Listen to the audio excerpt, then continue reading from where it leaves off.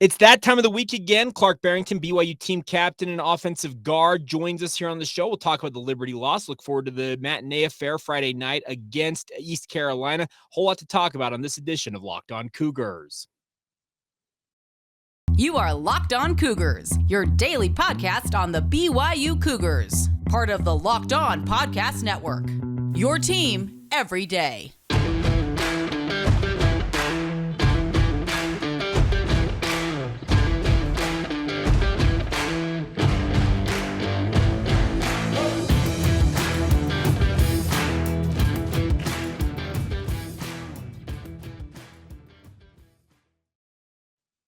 What is up, everybody? I'm Jake Hatch, your host here on Locked On Cougars, your resident BYU insider. Thank you for making Locked On Cougars your first listen of the day. We are your only daily podcast focused on the BYU Cougars. The goal here, simply stated, is to make you the smartest BYU fan out there.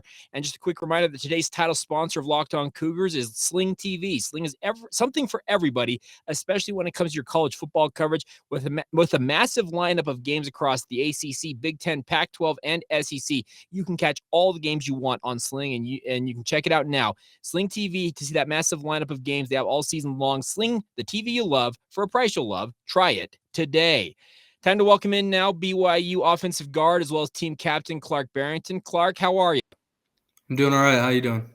I'm doing well. I think I would surmise I'm probably doing better than you guys are inside that locker room, because nobody likes to lose football games, especially losing 3 straight. So I guess we'll start here. Give me a sense of where you're at personally and where you feel like the team is at right now.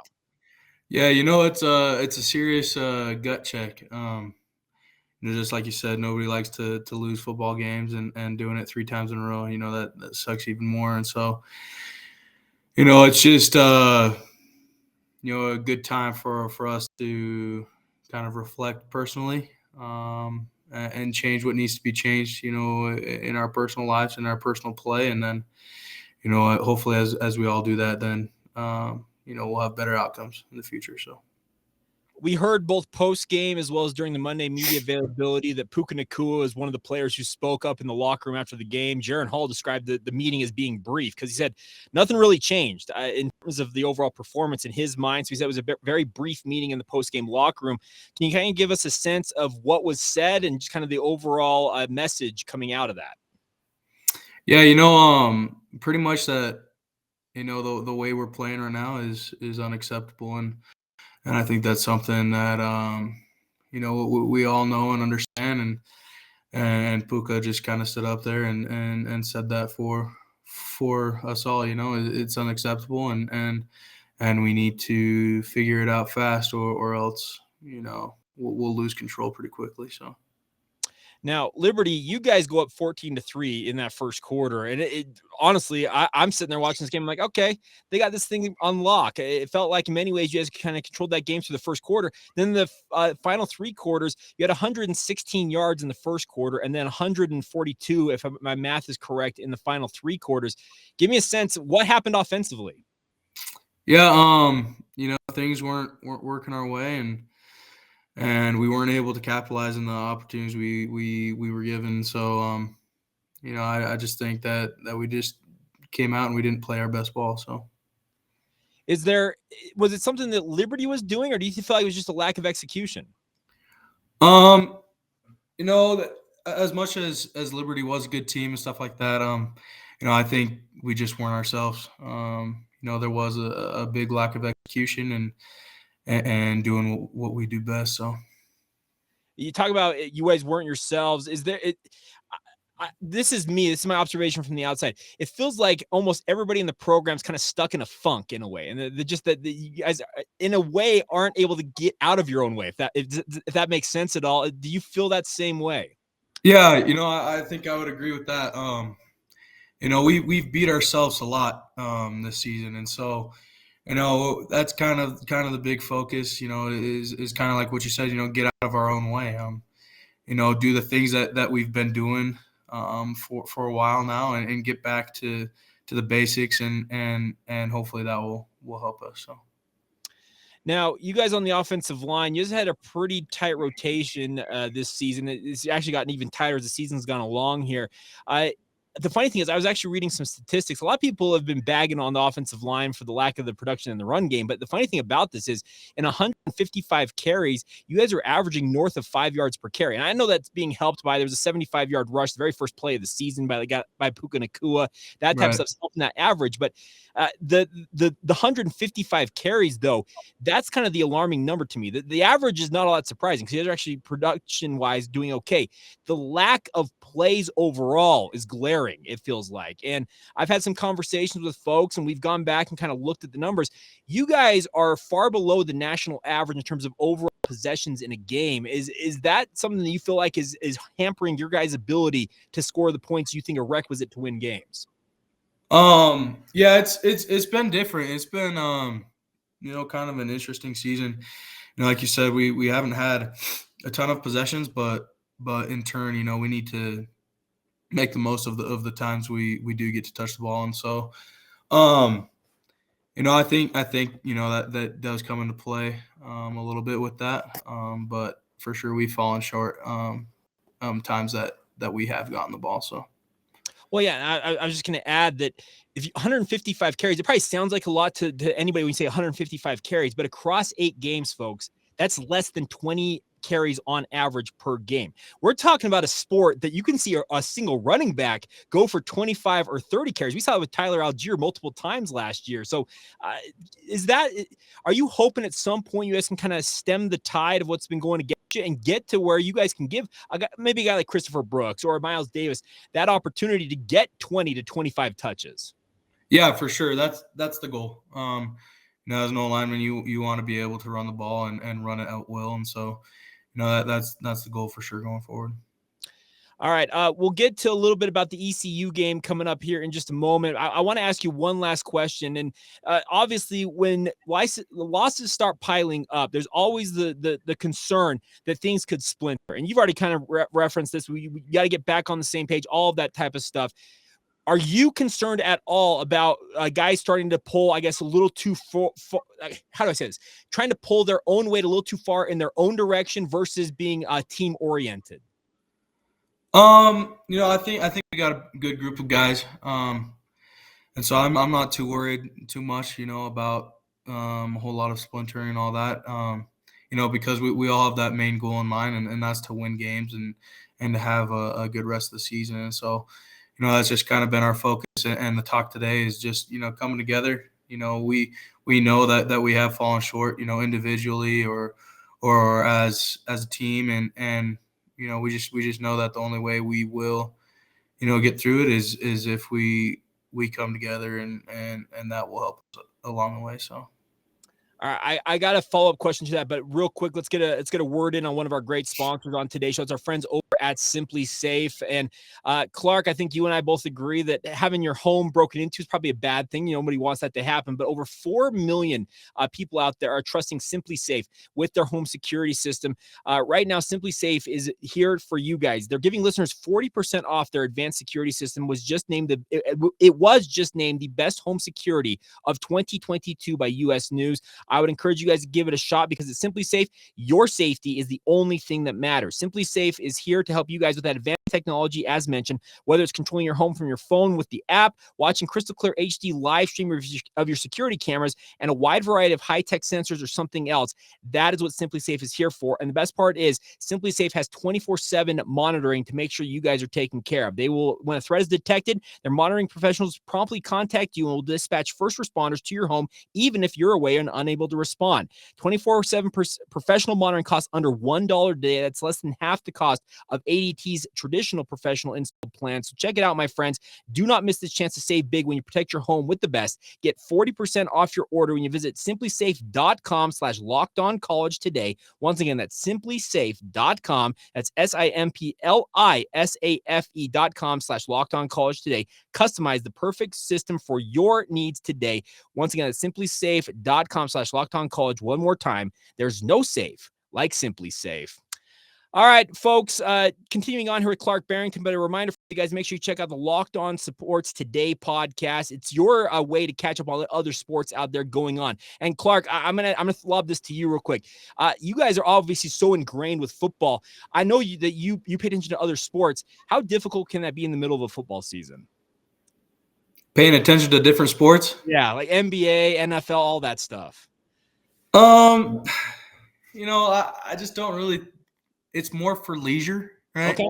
It's kind of get your mind off of what you're doing, who we're planning it for, and all that stuff. And it's kind of maybe sometimes it's just for noise in the background or whatever else, But I love watching, the guys that have moved on from BYU in the NFL and all that stuff. That always brings it a little more fun to watching it too. So I always turn it on when one of those guys are playing. I'm talking Tyler, Fred, Zach. Yep. I'm talking about Zach Wilson, Fred Warner, Tyler Algier, all those guys. I get that. So I want to encourage everybody, if you're like Clark, and it's kind of, if you're not able to pay, I guess, keen attention to it, you want to get caught up on the day's worth of sports, all the biggest storylines, everything you need, check out the Locked On Sports Today podcast. It's free and available wherever you get your podcasts. Also available on YouTube. Would encourage you to subscribe there and also enable notifications on that front. All right, Clark, when it comes to you guys getting ready for a short week here, I know it's one day less. It's not the Thursday night affair that you guys had against Utah State earlier this year, Right. which is trying to pack in a lot into like 2 days, it feels like. You get one extra day here for a Friday matchup. So how compact is the schedule this week? What has the messaging from the coaches been in terms of, okay, we've lost 3. We're trying to avoid a 4th straight loss. What are you guys doing different this week, if anything at all? Yeah, we're really bringing back, more of a competitive mindset, I think.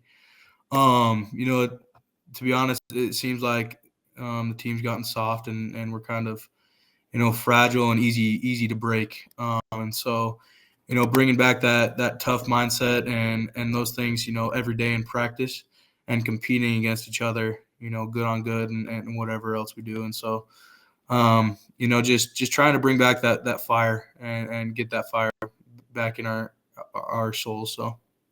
Now, the soft word, it's usually a 4-letter word in the game of football.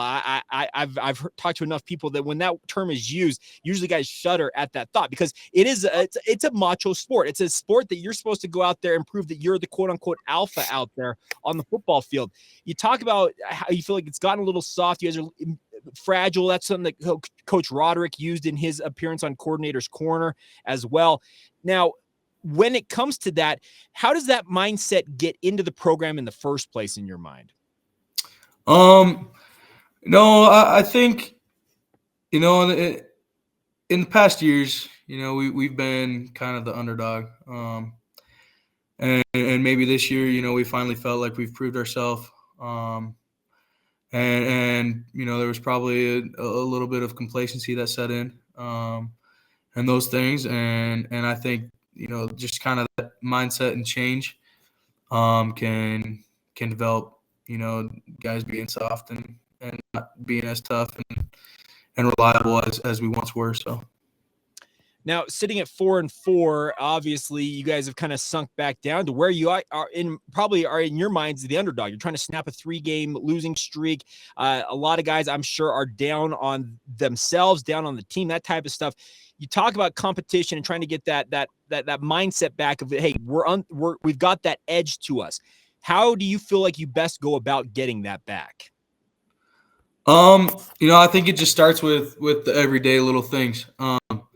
And loving what we're doing. Like you said, there's going to be competition, against the offense, against defense, but also, within the offense and position-wise as well. And so I think this week is a big week for guys to kind of prove themselves again, prove that we can, trust certain guys out there on the field and to make plays and to do their job. And so I just think, just trust and love, for the game, and then just loving it every day and competing every day. So you talk about that competition factor. We saw Joe Tukuafu replace Connor Pay in the starting lineup on the offensive line. The question was asked to Kalani, is Connor injured? Because a lot of people thought with him being replaced, it might have been an injury. He said it's not injury. We're having competitions going on. Is that what you're talking about here? Is Connor essentially got beat out in practice? That's why Joe's got the spot for the time being. Yeah, I think there's a lot of competition going on, throughout the entire line. So, and even other positions as well. So it'll be exciting to see, what guys step up and what guys will play on Saturday. So.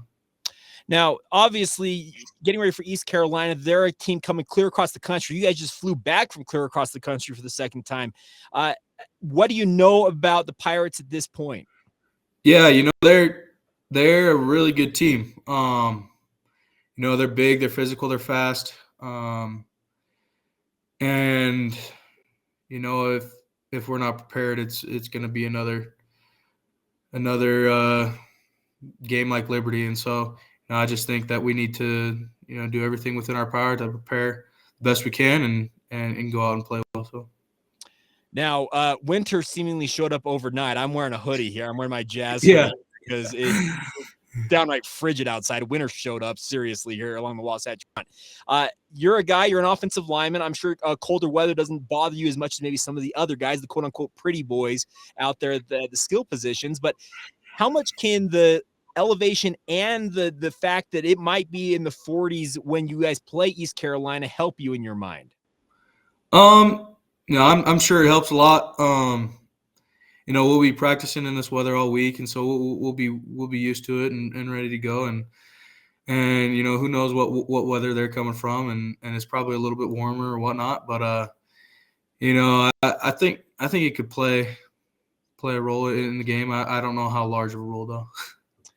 Now, if Clark Barrington is given his preference of the weather conditions for a game, what are your ideal weather conditions you'd like to play in? I would say a little overcast, maybe about 60 degrees or so, and that's probably the best weather for me. AKA weather we have not had yet this fall, right? Yeah. Because the thing is, I was wearing shorts until late last week. It was 75 degrees every day, better part of like 3 weeks. It was fantastic weather. And then literally overnight, wake up Sunday morning, it's 35 degrees outside. And I'm like, what in the world just happened? Yeah, it was crazy. I get that. And that's the tough part when it comes to that. All right. So you talk about, I want to get back to ECU for just one more minute here.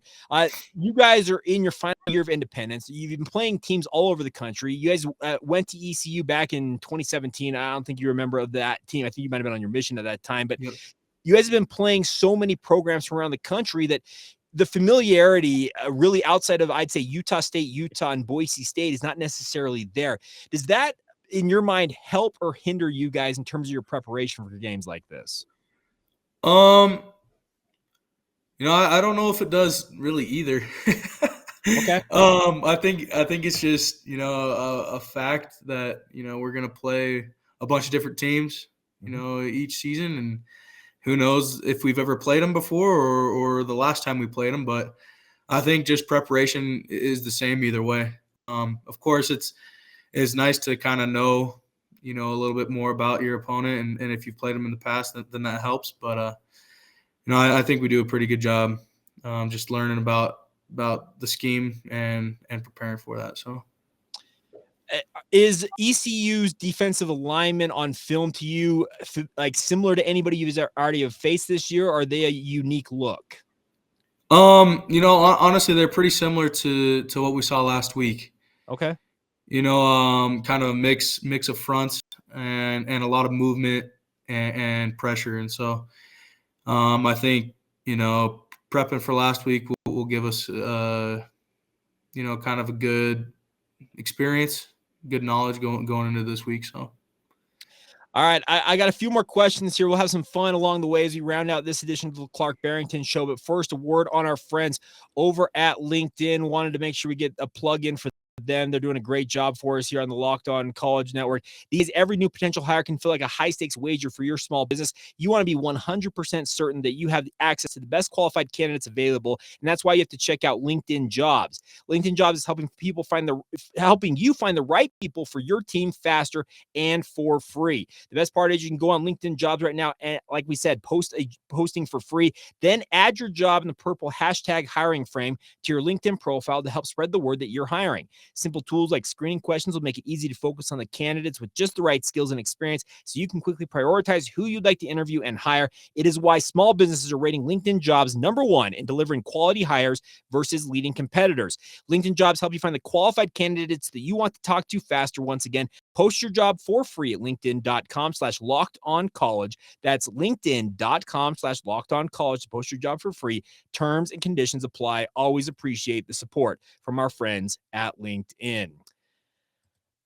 All right, last stanza, I guess, here with Clark Barrington. A big thank you for once again making Locked On Cougars your first listen of the day. Always appreciate you guys checking out the show. Now, Clark, a lot of teams this time of year, actually, we're kind of on the back end of it.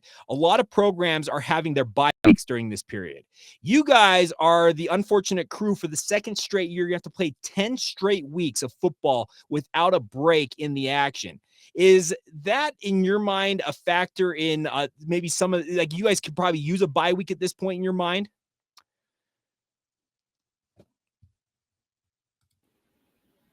Yeah, I think bye weeks are always nice. Get the body feeling right, and then also just kind of it gives you a chance to improve. Just focus on yourself and those types of things, and not necessarily having to prepare for an opponent. You know what I mean?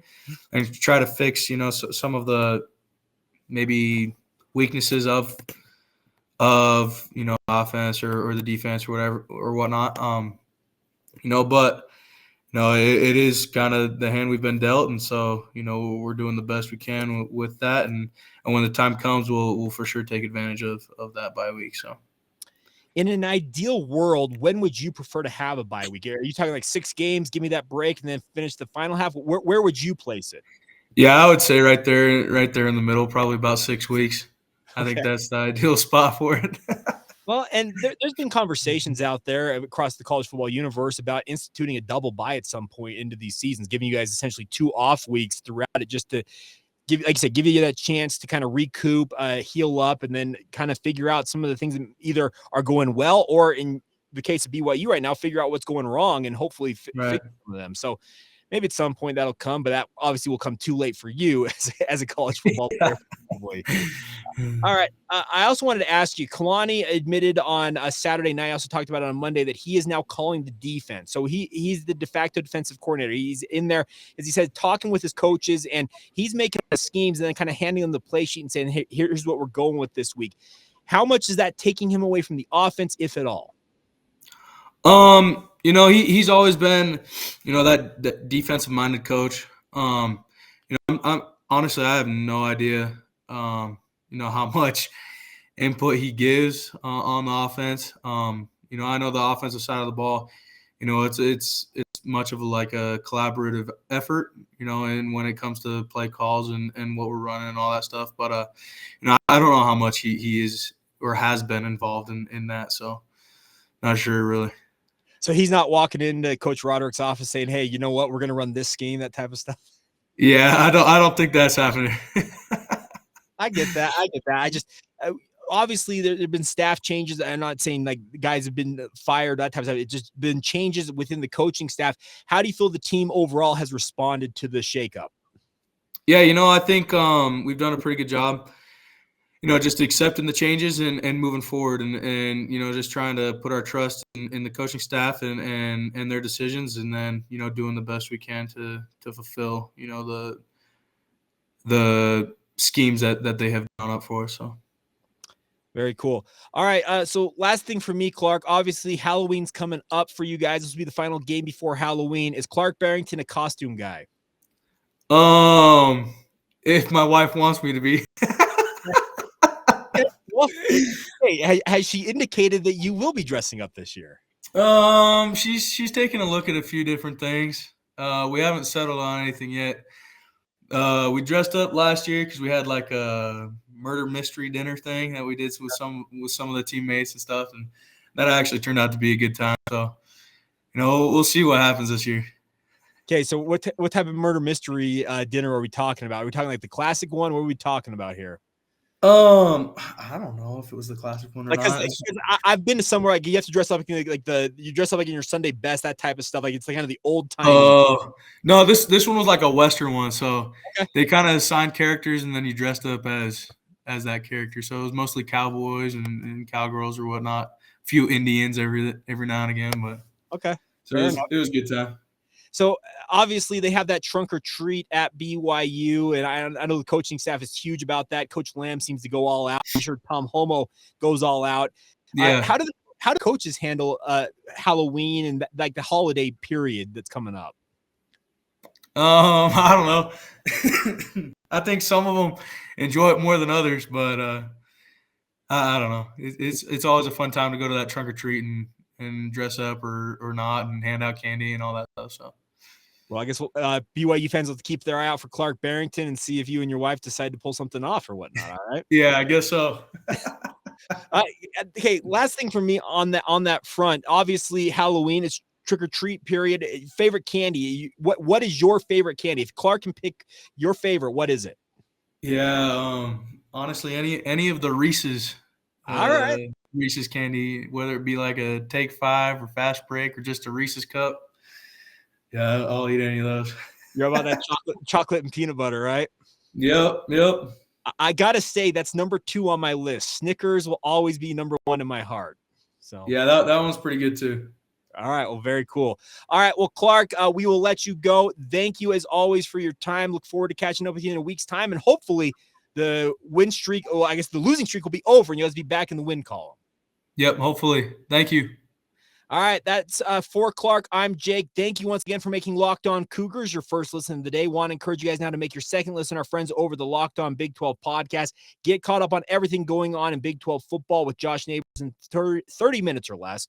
Check that out, free and available wherever you get your podcast or on YouTube, just like this show. Make sure you subscribe and or follow that, as well as following us if you're just checking us out for the first time. That'll do it for us. Have a great day. This has been the Locked On Cougars podcast. See ya.